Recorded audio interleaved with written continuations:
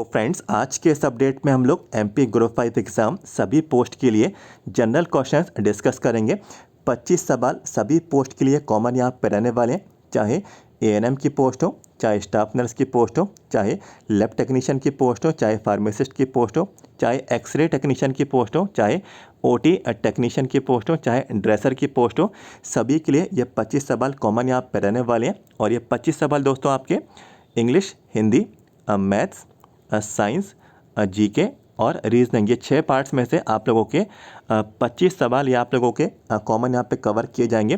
तो आज के इस अपडेट में हम लोग इन्हीं क्वेश्चंस की आप लोग यहाँ पे प्रैक्टिस करेंगे। और बताना चाहता हूँ, ये आप लोग पार्ट नंबर 4 देख रहे हैं, इससे पहले 3 पार्ट ऑलरेडी आ चुके हैं। आपको इसी वीडियो के नीचे जाना है, तीनों पार्ट्स की लिंक आपको डिस्क्रिप्शन बॉक्स में मिल जाएगी। यदि आप लोग एमपी ग्रुप 5 के एग्ज़ाम में आप लोग शामिल हो रहे हैं तो ये सभी पार्ट्स आपके लिए काफ़ी हेल्पफुल यहाँ पे रहने वाले हैं। तो चलिए, बिल्कुल भी हम लोग यहाँ पे टाइम वेस्ट नहीं करते हैं, सीधे से बढ़ते हैं सवालों की ओर। तो पहला जो सवाल है पूछा जा रहा है, ये जीके का सवाल है। देखिए, डैश दर्रा सिक्किम में स्थित है, यह सिक्किम को तिब्बत से जोड़ता है। तो आपको बताना है कि दर्रा मीन्स पास, इसको इंग्लिश में पास बोलते हैं। तो वो कौन सा पास है जो कि सिक्किम को तिब्बत से जोड़ता है। मीन्स एक तरीके का ट्रैक हम लोग यहाँ पे कह सकते हैं, और इंग्लिश में इसको पास बोलते हैं, हिंदी में दर्रा बोलते हैं। तो जो कि सिक्किम को तिब्बत से जोड़ता है। तो इसमें क्या क्या ऑप्शन है देखिए, लानक ला, ऑप्शन बी है पेंसी ला, ऑप्शन सी है इमिस ला, ऑप्शन डी है नाथू ला। तो दोस्तों देखिए, इसका जो राइट आंसर है नाथू ला यहाँ पे रहने वाला है। ऑप्शन डी सही विकल्प पे रहेगा। नाथू ला जो दर्रा है ये सिक्किम में ही स्थित है, और ये सिक्किम को तिब्बत से यहाँ पे कनेक्ट करता है, जोड़ता है। बढ़ते हैं अपने अगले सवाल की ओर। अगला सवाल है, मदर टेरेसा के बाद किस भारतीय ने नोबल शांति पुरस्कार प्राप्त किया। तो ये सवाल भी जीके का है, और सवाल पूछा गया कि मदर टेरेसा के बाद कौन से भारतीय ऐसे थे जिन्होंने नोबल शांति पुरस्कार जीता।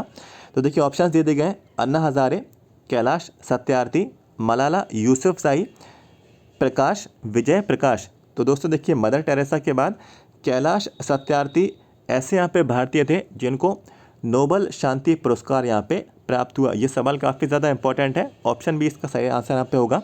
अब बढ़ते हैं अपने अगले सवाल की ओर। तो अगला जो सवाल है दोस्तों, ये रहेगा आप लोगों का इंग्लिश से संबंधित। तो इस वाले सवाल को यहाँ पे मैंने पूरा स्क्रीन पे यहाँ पे सेट कर दिया, इजीली आपको जो है यहाँ पे नज़र आ जाएगा। सवाल क्या है देखिए, इंग्लिश में ये पूछा जा रहा है और मीनिंगफुल पैराग्राफ बन जाए ऐसी सेंटेंसेस आपको यहाँ पे दिए गए हैं। 4 अलग अलग यहाँ पे देखिए सेंटेंसेस हैं, 4 अलग अलग वाक्य हैं, और ये जो है क्रम में आपको नहीं दिए गए। आपको क्रम यहाँ पे सेट करना है कि पहले नंबर पे कौन सा आएगा, दूसरे नंबर पे कौन सा आएगा, तीसरे नंबर पे कौन सा आएगा, चौथे नंबर पे कौन सा आएगा।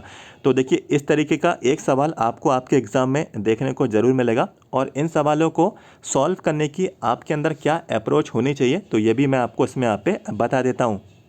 तो यहाँ पे आप लोग देखिए, पहली जो लाइन है लिखा है द प्रोटॉन एंड न्यूट्रॉन। तो हमें यहाँ पे देखिए कुछ चीज़ यहाँ पे माइंड में रिकॉल हुई कि प्रोटॉन और न्यूट्रॉन, इसका मतलब क्या है। ये जो पैराग्राफ है साइंस से संबंधित यहाँ पे रहेगा, मीन्स विज्ञान से संबंधित है, पूरी लाइन्स आपको दी जा रही। और देखिए, इसमें फोर्स, एटम, तो ये सारी जानकारी जो है साइंस में ही पूछी जाती हैं। तो ये साइंस से संबंधित आपका यहाँ पे पैराग्राफ है। तो देखिए लिखा है the proton and neutron is the nucleus are attracted. इसके बाद देखिए second line, this force is, तो कौन सा फोर्स है ये तो हमको अभी मालूम ही नहीं। दिस फोर्स कौन सा बोला गया है ये अभी हमको नहीं मालूम। इसके बाद देखिए लिखा है every atom is composed of. तो देखिए हर एटम, तो इससे पहले इसका मतलब क्या है, एटम के बारे में यहाँ पे बात हुई है, तभी जो है एवरी एटम की बात यहाँ पे की जा रही है। तो देखिए पहली जो लाइन यहाँ पे जो आती है, लिखा हुआ है an atom is the smallest unit of ordinary matter that forms a chemical element. तो कोई एटम के बारे में पूरा पैराग्राफ दिया गया है। तो सबसे पहले जो है डी नंबर का जो है लाइन यहाँ पे सबसे पहले नंबर पे आएगी। तो एटम के बारे में कुछ और यहाँ पे क्या डिफाइन किया गया है, देखिए लिखा है every atom is composed of a nucleus and one or more electrons bound to the nucleus. तो देखिए यहाँ पे जो है सी नंबर का लाइन यहाँ पे सेकंड नंबर पे आ जाएगी। इसके बाद देखिए 2 लाइन बचती हैं, इसमें लिखा है द प्रोटॉन और इसमें लिखा है दिस फोर्स। तो देखिए यहाँ पे दिस फोर्स यहाँ पे लिखा है, तो कौन सा फोर्स, इसका मतलब ये है कि फोर्स के बारे में कहीं ना कहीं बात आपकी यहाँ पे कही गई। तो देखिए लिखा है other by the nuclear force. तो देखिए सबसे पहले जो है ए नंबर का सेंटेंस आएगा, और जब ये वाला सेंटेंस आएगा तभी तो ये वाले फोर्स की बात होगी, तभी तो ये वाली लाइन की बात होगी। तो बचेगा यहाँ पे क्या, बी। तो हमारा यहाँ पे देखिए पूरा यहाँ पे जो है पैराग्राफ मीनिंगफुल हमको यहाँ पे मिल गया। एटम के बारे में यहाँ पे सबसे पहली लाइन डिफाइन की गई, और उस एटम के बारे में कुछ और इन्फॉर्मेशन आपको दी गई, जिसमें लिखा था कि इसमें इलेक्ट्रॉन्स होते हैं और न्यूक्लियस यहाँ पे होता है। तो ये जानकारी दी गई। फिर इसके बाद फोर्स के बारे में जानकारी दी गई। तो सबसे पहले फोर्स के बारे में आपको ये वाली लाइन में बताया गया, और इस फोर्स के बारे में डिफाइन जो है इस वाली लाइन में आपको किया गया। तो क्रम वाइज हमको यहाँ पे मालूम चल गया, और एक मीनिंगफुल हमारा यहाँ पे पैराग्राफ यहाँ पे आ गया। DCAB देख लेते हैं। देखिए DCAB तो बहुत ही आसान था। आप लोग जो है पैराग्राफ को रीड करेंगे, आप लोगों का आंसर यहाँ पे आ जाएगा। कोई ज़्यादा इंग्लिश आना इसमें यहाँ पे आपको लोगों का यहाँ पे ज़रूरी नहीं है। अगर आप लोग थोड़ी बहुत इंग्लिश की समझ भी रखते हैं, ईजिली आपका ये यहाँ पे आंसर आ जाएगा। अगला सवाल है circulatory system was discovered by which of the following personality. तो साइंटिस्ट का नाम आपको बताना है, वैज्ञानिक का नाम आपको बताना है जिन्होंने सर्कुलेटरी सिस्टम की डिस्कवरी की, सर्कुलेटरी सिस्टम की खोज की। तो ऑप्शन दे देंगे Robert Hooke, William Harvey, Robert Boyle's, Thomas Edison.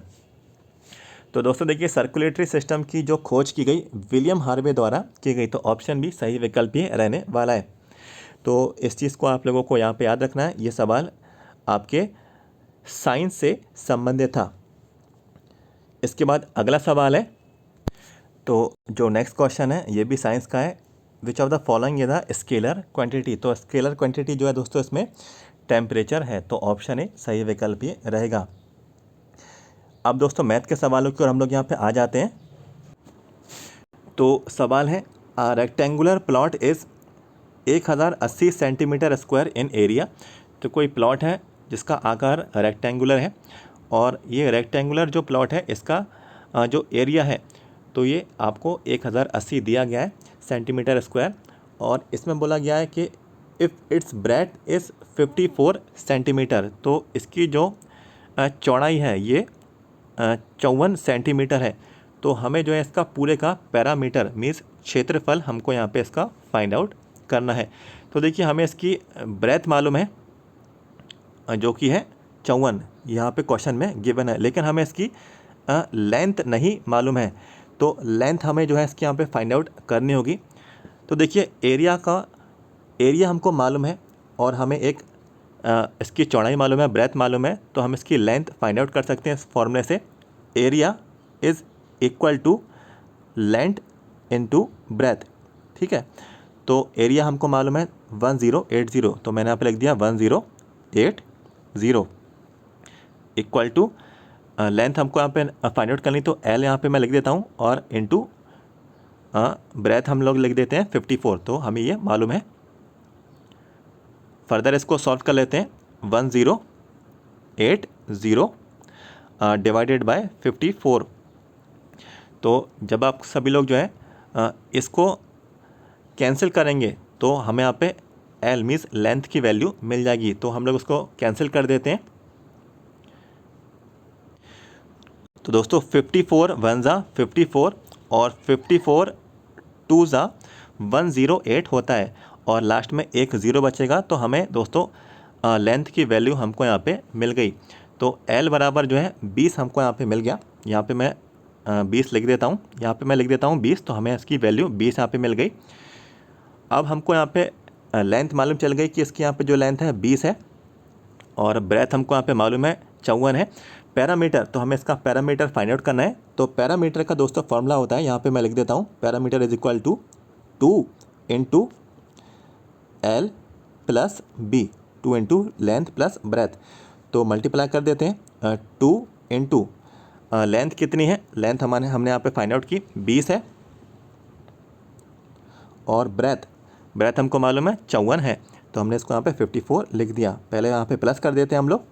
तो 2 इंटू ये हो गया 4 और 5, और एक हो गए 5 2 7, ठीक है। अब हमको यहाँ पे 2 × 74 करना है, तो 4 2 ज़ा 8 और 7 2 ज़ा 14, तो दोस्तों 148 सेंटीमीटर जो है हमको इसका यहाँ पे आंसर मिल गया।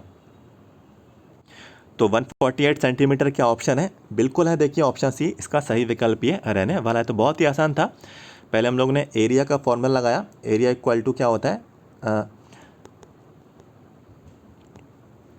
Area is equal to length into breadth, और फिर जब हमको एल और बी की वैल्यू मालूम चल गई तो हम लोग ने यहाँ पे पैरामीटर का फॉर्मूला लगा दिया, 2 × L + B।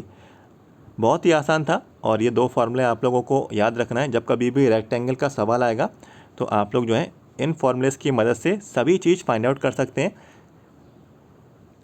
अब बढ़ते हैं अपने अगले सवाल की ओर। अगला सवाल जो है ये हिंदी का है, हिंदी के सवाल भी पूछे जाएंगे। निम्न में से चिड़िया का बहुवचन रूप क्या होगा? तो एक वचन बहुवचन के सवाल जरूर आते हैं, और आप लोग जो है इनकी प्रैक्टिस कर लें। देखिए ऑप्शन है चिड़िया, चिड़िया, चिड़ियों, चिड़ी। तो चिड़िया का जो बहुवचन है चिड़िया यहाँ पे रहने वाला है। तो ये वाला जो है ऑप्शन भी सही विकल्प ये रहने वाला है। इस चीज़ को आप लोग जो है इनकी प्रैक्टिस और यहाँ पे कर लें।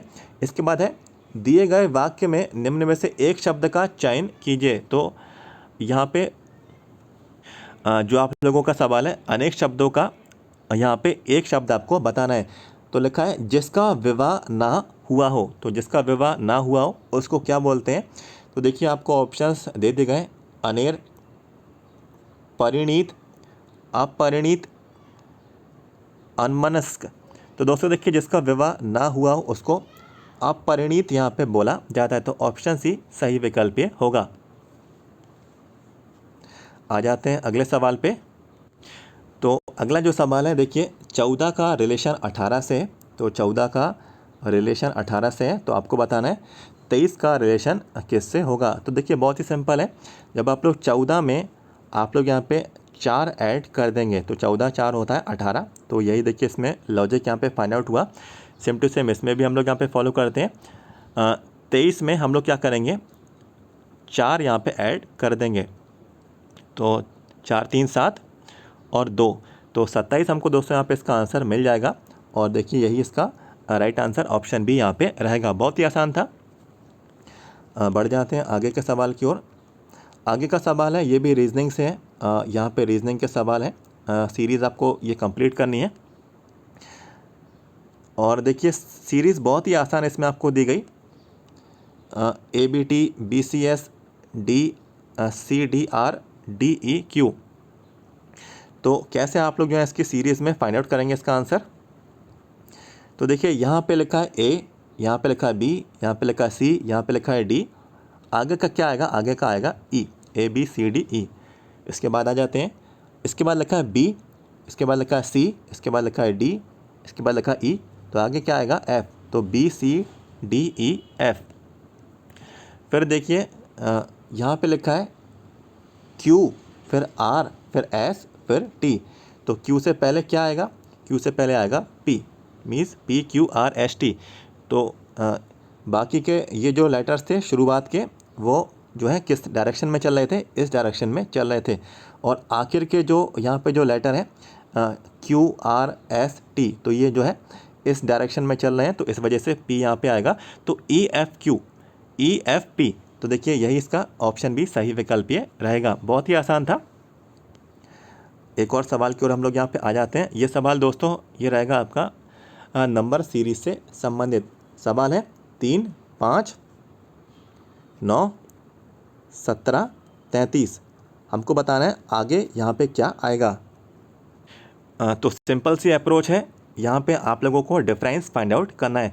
तो दोस्तों 5 में से 3 जाएंगे तो बचेंगे 2, 9 में से 5 जाएंगे तो बचेंगे 4, 17 में से 9 जाएंगे तो बचेंगे 8, और 33 में से 17 जाएंगे तो यहाँ पे बचेंगे 16।